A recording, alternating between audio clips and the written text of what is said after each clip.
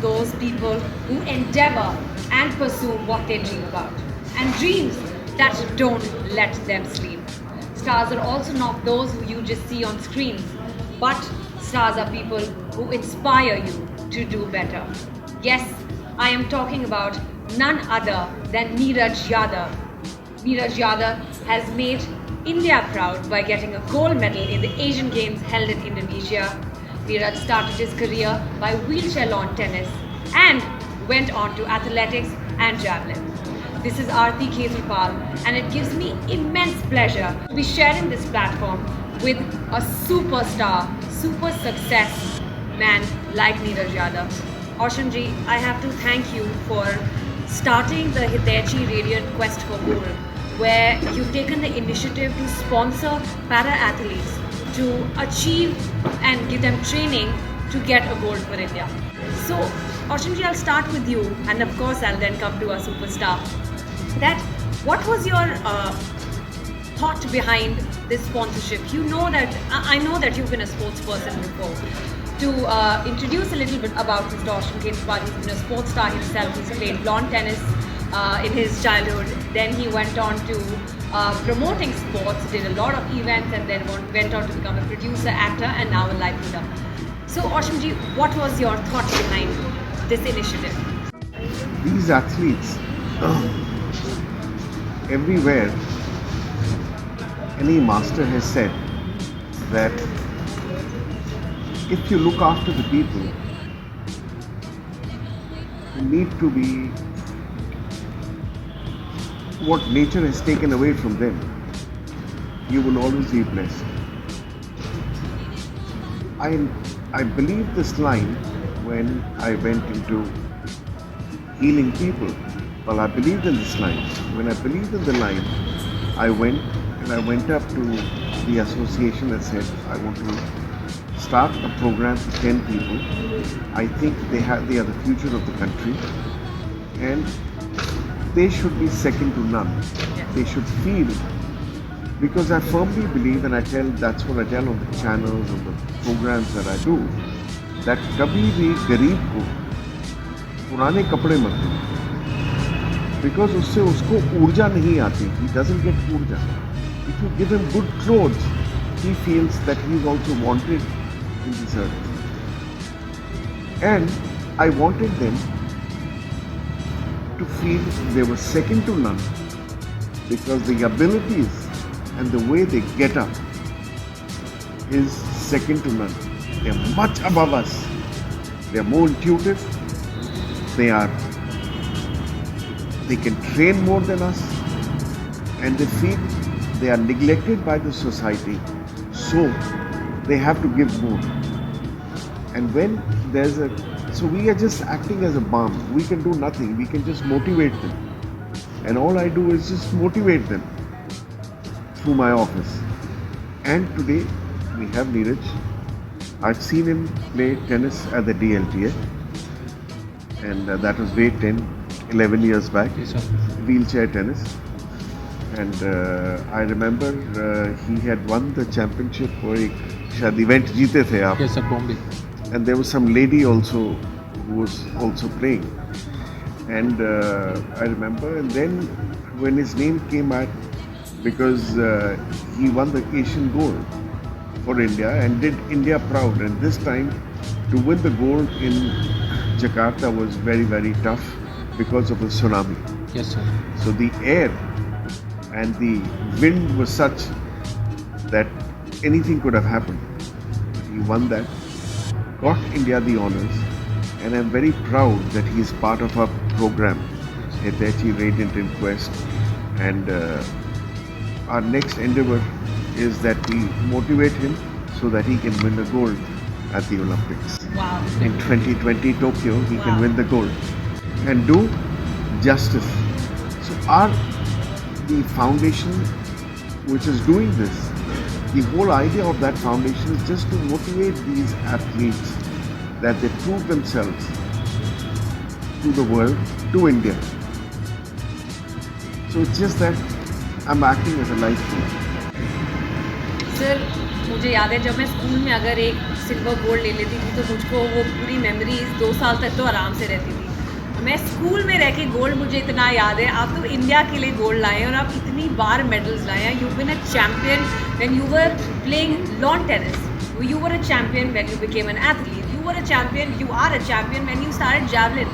मतलब आप कैसे कर लेते हैं? आपके दिमाग में क्या होता है कि मैं घुस रहा हूँ स्पोर्ट के अंदर तो मुझे जीतना ही है, या कहते हैं कि चलो क्या क्या सोचते क्या है? बस एक यही है कि अपने मन में एक दृढ़ निश्चय बनाना चाहिए कि ये ज़रूरी नहीं है कि आप एक नॉर्मल होने के बाद, जब आप एक नॉर्मल हैं तो ही आप एक अचीवमेंट्स हासिल कर सकते हैं। हम में भी वो जज्बा है, हम में शायद मैं ये बोलना चाहता हूँ कि नॉर्मल से ज़्यादा जज्बा हमारे अंदर है कि हम उनसे बहुत ज़्यादा बेटर कर सकते हैं, और अब की बार हमने उनसे ज़्यादा बेटर करके दिखाया। सर आप यकीन नहीं मानेंगे, हमारा जो टॉक शो है वो इस बारे में है कि कैसे आप बदलते हैं तो पूरी दुनिया बदलती है, और कैसे आप इंस्पायर करते हैं। हमने बहुत सारे सेशंस लिए हैं, बट जो एनर्जी इस सेशन में है, जिस एनर्जी से इस सेशन ही शुरू हुआ है, because we are sitting next to a champion one, because you not given up because of your whatever shortcomings or different opportunities that God gave you, and the second, you never gave up, you won it despite all odds.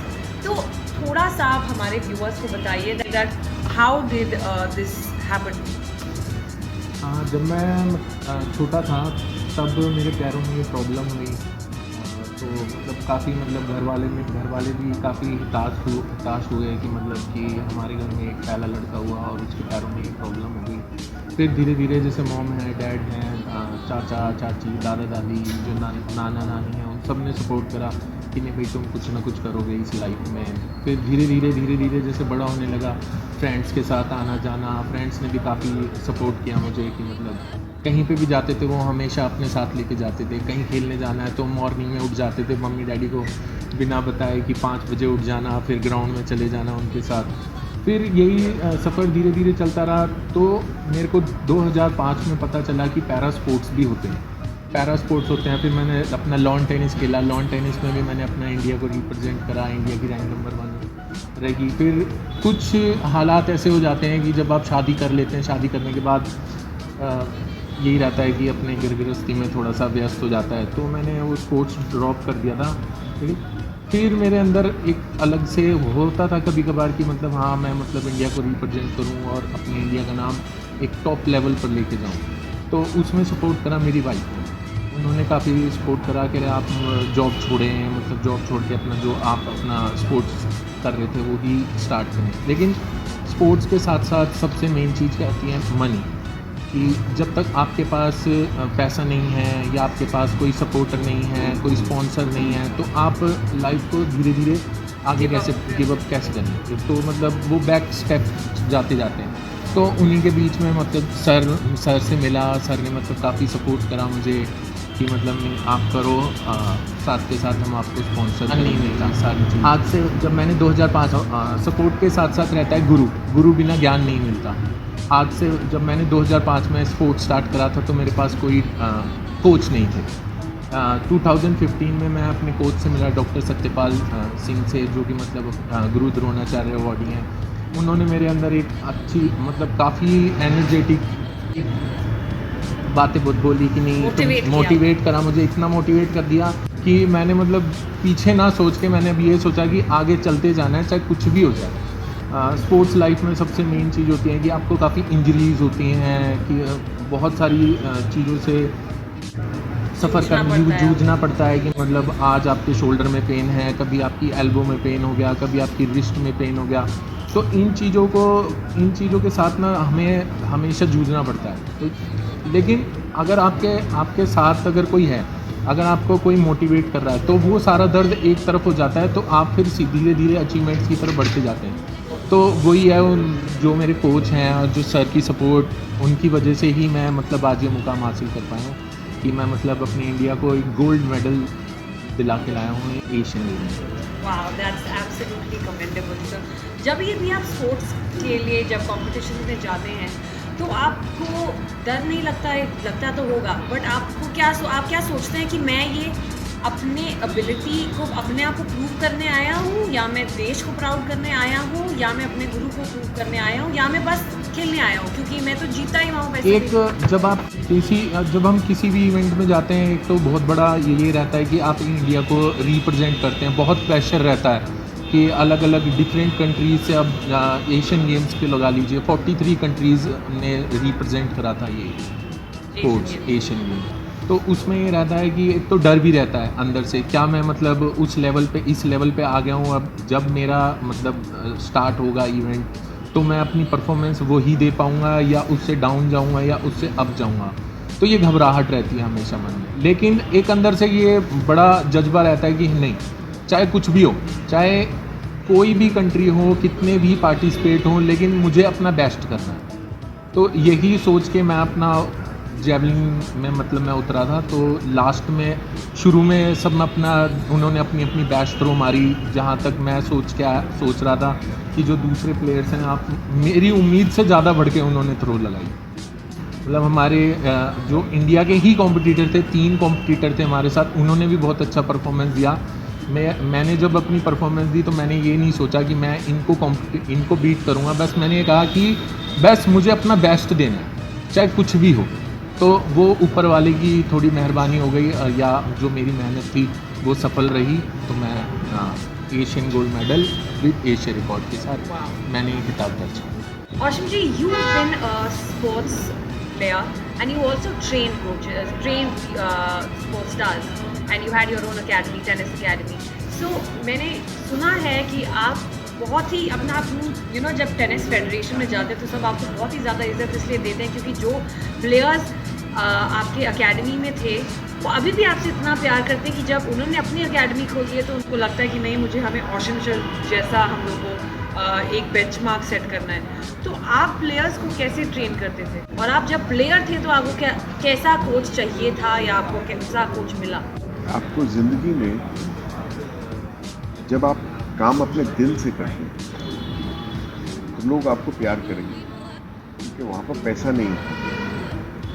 और जो भी काम मैंने ज़िंदगी में किया है, चाहे जो भी मैं आज काम कर रहा हूँ, वो भी सब दिल से हो रहा है। और हर आदमी, हर औरत, हर प्लेयर, हर स्पोर्ट्समैन, हर फिल्म स्टार आपको झांक लेते हैं। मैंने कोई भी काम ऐसा नहीं किया जो दिल से ना किया हो, और लोगों को जो रियल जज्बा होता है वो नज़र आता है। जैसे आज मैं कॉन्फिडेंटली बोल सकता हूँ कि नीरज ओलंपिक पे इंडिया के लिए गोल्ड या सिल्वर ज़रूर ले आएगा। क्यों? क्योंकि मेरा ये यकीन है। और जब वो दूसरा आपको उतनी श्रद्धा से देखता है तो आप उतना ही उसको ज़्यादा ब्लेस करते हैं। और ज़िंदगी में जितनी दुआएं मिलती हैं उसी से सक्सेस मिलती है। आपको नफ़रत से सक्सेस नहीं मिलती। पैसे से नाम नहीं खरीदा जा सकता। नाम है, पैसा, शोहरत, लोग अपने आप आएंगे। तो पहले मुद्दे पे काम करो। जो मुद्दे पे काम करो, अपने स्पोर्ट्स को प्यार करो। जब स्पोर्ट्स से ही प्यार नहीं है और कुछ बाहर, आप फिल्म इंडस्ट्री में आते हो, स्टार बनना चाहते हो, आपका थॉट प्रोसेस गलत है। जिस दिन आप एक्टर बनना चाहोगे, स्टारडम ऑटोमेटिकली आ जाएगी। प्लेयर बनना चाहोगे, मैं अपना जैवलिन है, मेरा 62.4 है, मेरा ओलंपिक्स में 65 होगा। अब जिस दिन 65 के लिए करते रहोगे यतन, उस दिन अपने आप ही हाथ ऐसा चलेगा कि आपने 65 क्रॉस कर दिया। उसके बाद नाम शोहरत सब ऑटोमेटिकली, नाम शोहरत के लिए काम मत करो। डू योर डीड्स, बिकॉज आप जिस दिन जाओगे ये सब गोल्ड मेडल्स इधर ही रह जाएंगे। क्या याद रहेगा लोगों को? वो जज्बा, वो सुबह की मेहनत, वो दूध में अंडा और जज्बा। आप मुझे ब्रीफ में, लाइक 1 मिनट में अपना डाइट प्लान बताएंगे please? The diet plan of a sports star. Every day का एक प्लान फिक्स होता है। मंडे जो हमारा होता है अपना थ्रोइंग सेशन होता है।